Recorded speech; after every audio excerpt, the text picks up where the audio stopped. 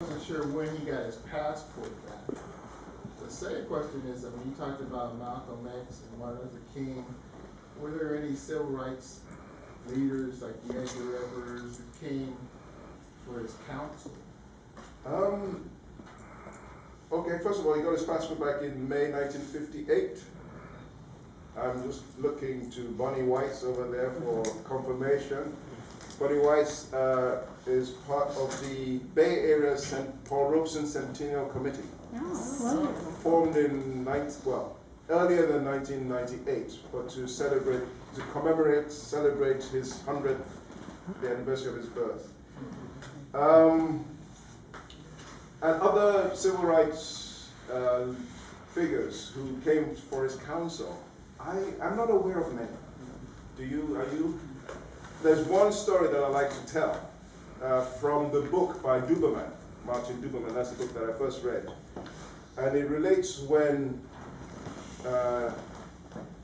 when Paul Robeson turned 65.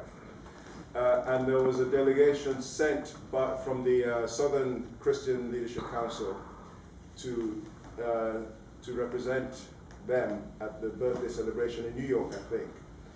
And they sent a young man called John Lewis. Said, go up and he said, who's Paul Robeson? Really? Yes, he did. Well, it's there in the book. But he went there and he found out who Paul Robeson was.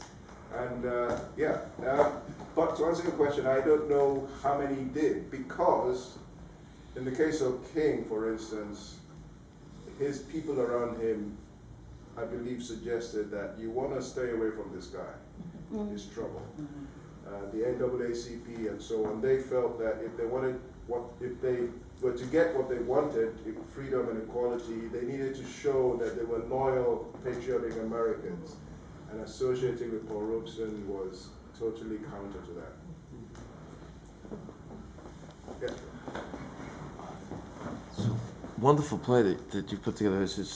I was particularly impressed at how much was the music, of course, but how much you emphasized Paul Robeson's commitment to workers' struggles and workers' liberation. And I was curious. I would wonder how this would. It seems highly relevant how this would go over in places like Zambia, Angola. Has this show traveled to Africa? It's to Nigeria, where I'm from, and I've performed it there three times, and standing ovations there. Actually, the most touching thing was I was actually invited by the State Department, the U.S. consulate in Lagos, to celebrate Black History Month. And come and talk about Paul Robeson and perform the play. But the day before I did my first performance, I went to my old school, my high school, King's College, named after King George V. That's another story. And I performed it to these, 500 boys, Nigerian boys, aged 11 to 16 or something. I didn't perform the play. There was a bit of a talk. They showed a documentary, and then I spoke, and then I sang Old Man River, and they all got up.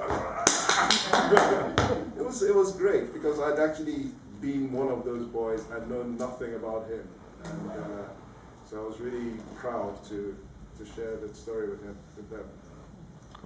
I haven't been anywhere else in Africa. I'd love to. It's just, where does the opportunity come from and the funding and so on.